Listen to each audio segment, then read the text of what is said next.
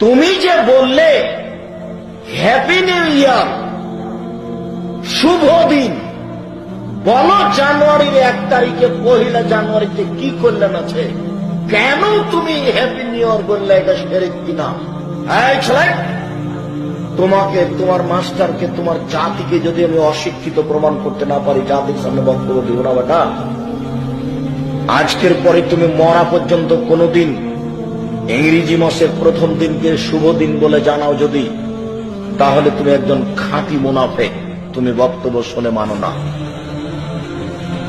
1 বৈশাখ হলো হিন্দুদের প্রথম দিন, আর 1 জানুয়ারি হচ্ছে ইহুদি খ্রিস্টানের প্রথম দিন।